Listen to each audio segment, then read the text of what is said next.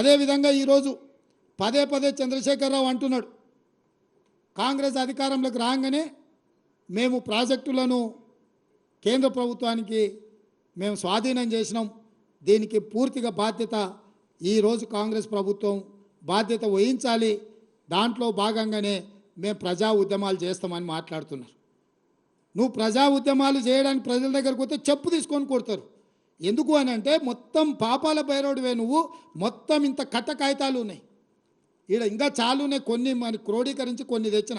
అదేవిధంగా మేము వచ్చిన తర్వాత జరిగిన మీటింగ్లో స్పష్టంగా మేము ప్రాజెక్టులు మాకు నీటి కేటాయింపులు పూర్తిగా 50% నీళ్లు కేటాయించి మా హక్కులు మొత్తం మాకు నికర జలాలు కేటాయించినాకనే ప్రాజెక్టులను హ్యాండ్ ఓవర్ చేశాయని చర్చ జరుగుద్ది, లేకపోతే దానికి ఒప్పుకునేదే లేదని మా అధికారులు స్పష్టంగా చెప్పారు.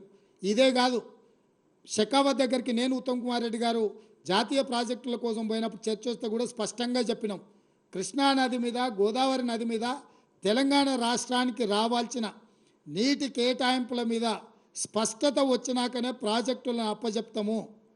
అప్పటి వరకు ప్రాజెక్టులను అప్పజెప్పడం అనే చర్చ అసంపూర్తి చర్చ. ఈ చర్చలు జరిగినా ప్రయోజనం లేదు, శాశ్వతంగా అన్ని సమస్యల్ని పరిష్కరించండి. ఇదే కాదు, మహారాష్ట్ర కృష్ణాలో ఉన్న కృష్ణానది మీద ఉన్న ప్రాజెక్టులను కూడా బోర్డు పరిధిలోకి పట్టుకరండి. తెలంగాణను తీసుకొచ్చి ఆంధ్రప్రదేశ్ను తెచ్చి కర్ణాటకను వదిలితే కర్ణాటక మాకు వదలాల్సిన నీళ్ళు వదలకపోతే అడిగేవాడే లేడు. కాబట్టి కృష్ణానది మహారాష్ట్రలో పుట్టిన కాడి నుంచి ఆంధ్రప్రదేశ్లో సముద్రంలో కలిసే వరకు ఉన్న అన్ని ప్రాజెక్టులను బోర్డు పరిధిలోకి పట్టుకొచ్చినప్పుడు సరైన న్యాయం జరుగుద్దని చెప్పి నేను ఉత్తమ్ కుమార్ రెడ్డి గారు జలశక్తి మంత్రి షెకావత్ గారికి చెప్పడం జరిగింది.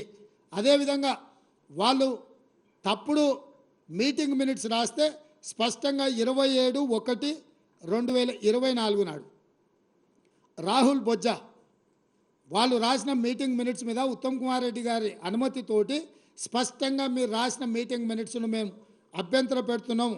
And the proposal of handing over of headworks to KRMB, members of Telangana stated that they will discuss the matter with the government and communicate its views. But the same was recorded as Telangana had agreed to hand over the components, which is not correct. This part of minutes need to be amended accordingly. స్పష్టంగా మీరు తప్పుడు meeting minutes, మేము మాట్లాడింది ఒకటి మీరు చేసింది ఒకటి, మీరు చేసింది తప్పు, మీ తప్పుడు మీటింగ్ మినిట్స్ని మేము ఒప్పుకుంటలేము, వాటిని పూర్తిగా మీరు మార్చండి అని 27 జనవరి నాడు మళ్ళీ మా ప్రభుత్వం స్పష్టంగా లేఖ రాసింది కేంద్ర ప్రభుత్వానికి. ఇరిగేషన్ సెక్రటరీ స్పష్టంగా ఉత్తమ్ కుమార్ రెడ్డి గారి నా అనుమతితోటి రాసిన లేఖ స్పష్టంగా తెలంగాణ వాటా ఇచ్చిన నీళ్లు, తెలంగాణ ప్రాజెక్టుల మీద హక్కులు మేము కొట్లాడి మేము సాధించాలనే ప్రయత్నం చేస్తుంటే ఈరోజు అధికారం కోల్పోయిన నిస్పృహతో దిక్కుమాలిన ఆలోచనతో ఇంట్లో నుంచి బయటకు వెళ్ళడానికి మొహం జల్లక ఏదో ఒక ఒక్కతోని బయటికి రావాలని మామ అల్లుళ్ళు ఈరోజు కుట్ర చేస్తున్నారు. నేను సూటికి ఒక్క మాట అడగదలుచుకున్న చంద్రశేఖరరావు, నీకేమాత్రం సిగ్గున్న ఒక్క మాటకు సమాధానం చెప్పు. ఇక్కడ ఎన్నికల రోజు పోలింగ్ రోజు పొద్దున్నే నాగార్జున సాగర్ భూభాగం మొత్తం తెలంగాణలో ఉంది. నాగార్జున సాగర్ ప్రాజెక్టు కంప్లీట్గా తెలంగాణ స్వాధీనంలో ఉంది. కనీసము శ్రీశైలం అన్న సగం వాళ్ళ చేతిలో ఉంది, సగం మన చేతిలో ఉంది. జగన్మోహన్ రెడ్డి పోలీసులు తుపాకులు వేసుకొని నాగార్జున సాగర్ డ్యామ్ మీదకి వచ్చి ప్రాజెక్టును హ్యాండ్ ఓవర్ చేసుకోరు. ఈ సన్నాసి రండా జగన్మోహన్ రెడ్డి తెలంగాణలోకి వచ్చి నాగార్జున సాగర్ ప్రాజెక్టును ఆక్రమించుకుంటే నోట్లకెళ్ళి మాట వెళ్ళలే. రండ పనులు చేసింది లొంగిపోయింది నువ్వు చంద్రశేఖరరావు. నువ్వు రండగాడు కాబట్టి జగన్మోహన్ రెడ్డి వచ్చి నాగార్జున సాగర్ మీద తుపాకులు పెట్టి ప్రాజెక్టును హ్యాండ్ ఓవర్ చేసుకుండు. అదే కాంగ్రెస్ అధికారంలో ఉన్నప్పుడు వచ్చి చూడమను, ఇవాళ రమ్మను, వచ్చి నాగార్జున సాగర్ మీదకి రమ్మను జగన్మోహన్ రెడ్డిని. నువ్వు రండగాడివి, జగన్మోహన్ రెడ్డికి ప్రాజెక్టును తాకట్టు పెట్టి తుపాకులు తీసుకొని వచ్చి నాగార్జున సాగర్ డ్యామ్ను ఆక్రమించుకుంటే పల్లెత్తు మాట మాట్లాడలేదు. నువ్వు పోయి కేంద్ర ప్రభుత్వానికి ప్రాజెక్టులను హ్యాండ్ ఓవర్ చేయడానికి నిధులను కేటాయించినోడు నువ్వు వచ్చి మమ్మల్ని బదనాం చేస్తావా, మా మీద మాట్లాడతావా? వాస్తవాలు ఇట్లుంటే అబద్ధాలతోని అధికారం కోల్పోయిన నిరాశ నిస్పృహలతోటి ఈరోజు మమ్మల్ని బదనాం చేసే కార్యక్రమం పెట్టిండు. అందుకే నేను సూటిగా ఈ ఆధారాలు మీ ముందర చెప్పి మీ ముందర మాట్లాడితే రేవంత్ రెడ్డి సెక్రటేరియట్లో సమావేశం పెట్టి చాలా మాట్లాడిండు. ఆయన కథ ఏంది, ఆయన కమామీస్ ఏందని ఆయన మాట్లాడతాడు. అందుకే నేను సూటిగా ఈరోజు మంత్రివర్గ సమావేశం అవుతుంది. అసెంబ్లీ సమావేశాలు ఎప్పటి నుంచి ఉంటాయో సాయంత్రం వరకు మీకు చెప్తాము. అసెంబ్లీ సమావేశాలల్లో వైట్ పేపర్ ప్రాజెక్టుల మీద రిలీజ్ చేస్తాం, ప్రాజెక్టుల హ్యాండ్ ఓవర్ మీద చర్చ పెడతాం.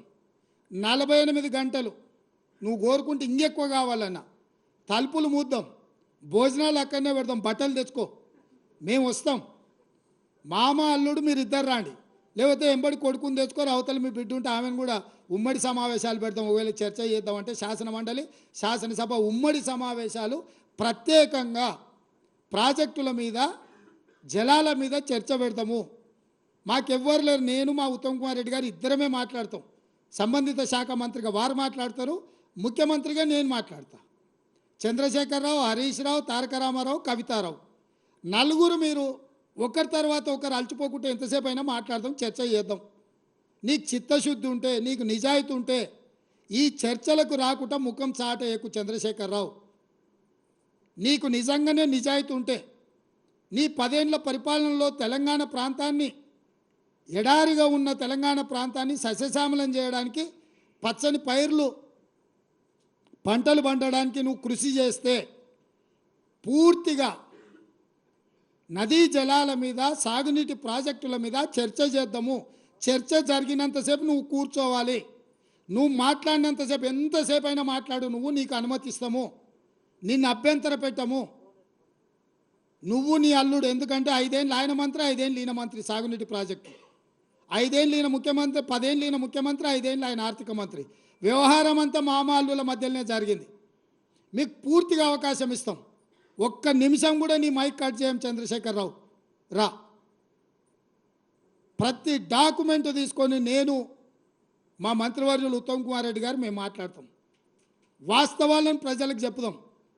ఎవడు ద్రోహి, ఎవడు దొంగ, ఎవడు లొంగిండు, ఎవడు వంగిండు, ఎవడు ప్రాజెక్టులను తాకట్టు పెట్టిండు, ఎవడు ముఖ్యమంత్రి ఉన్నప్పుడు ఈ తెలంగాణకు అత్యంత ద్రోహం జరిగింది.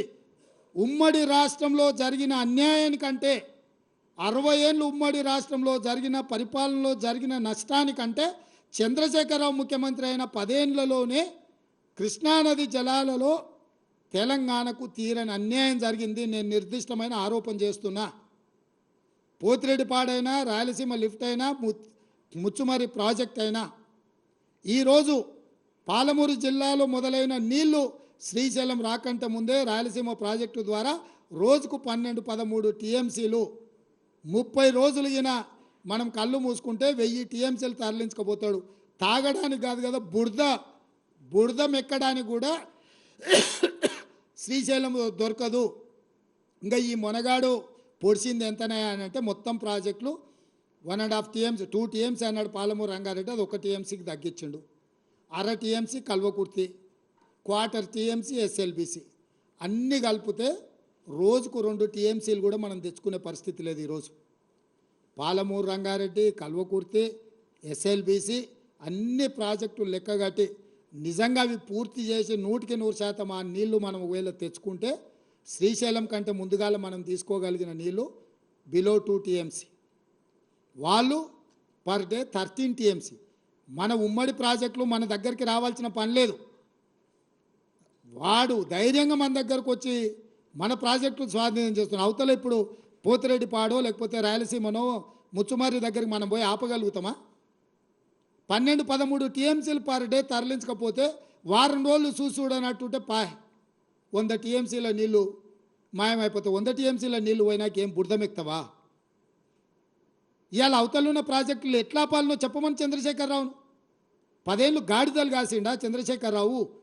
12-13 టీఎంసీల నీళ్లు తరలించకపోవడానికి ప్రాజెక్టులు జగన్మోహన్ రెడ్డి కడుతుంటే, చంద్రబాబు నాయుడు కడుతుంటే అడ్డుకోవాల్సింది, కేసులు వేయాల్సింది, ధర్నాలు చేయాల్సింది, నిరసన తెలపాల్సింది, జంతర్ మంతర్లో ఆమరణ నిరాహార దీక్ష చేయాల్సింది వదిలేసి కేంద్ర ప్రభుత్వానికి ఫిర్యాదు చేసి ప్రాజెక్టులను ఆపించే పని చేయకుండా ప్రగతి భవన్లో లేకపోతే ఫామ్ హౌస్లో వండుకొని ఇవాళ ఆయన నల్గొండ జిల్లాకు పోయి నిరసన తెస్తాడంట. నల్గొండ జిల్లాకు నిరసన కంటే ముందు అసెంబ్లీకి రా, అసెంబ్లీలో చర్చ చేద్దాం, ఇవన్నీ ప్రజలకు చెప్దాం తారీఖులతో సహా. ఏ ఏ రోజు ఏ ప్రాజెక్టులు మొదలైనవి, ఏ ప్రాజెక్టులు పూర్తయినాయి, ఎవడు ద్రోహి, ఎవడు తెలంగాణను ముంచిండు, ఎవడు తెలంగాణ ప్రజల్ని వంచిండో 100% ప్రజలకు వివరిద్దాము. నేను మళ్ళీ సూటిగా చంద్రశేఖరరావుకు సవాలు విసురుతున్నా. రేపు రాబోయే బడ్జెట్ సమావేశాలలో 2 రోజులు వైట్ పేపర్తో సహా ప్రాజెక్టుల మీద, స్వాధీనం చేసే విషయాల మీద చర్చ చేద్దాము. 2 రోజులు సరిపోలేదంటే అదనంగా కూడా చర్చ పెడదాము. చర్చ పూర్తయ్యే వరకు నువ్వు అసెంబ్లీలోనే కూర్చోవాలి. కాలు నొప్పి, కంటి నొప్పి, పంటి నొప్పి అని ఇంట్లో వండుకొని నువ్వు నాటకాలు వేస్తే నీ నాటకాలను ప్రజలు గమనిస్తలేరు అనుకోకు చంద్రశేఖరరావు. నీకు ఆడ నొప్పి లేస్తుందో మాకు తెలుసు. అధికారం పోయిన తర్వాత నీ నొప్పి ఆడలేస్తుందో తెలంగాణ ప్రజలకు తెలుసు.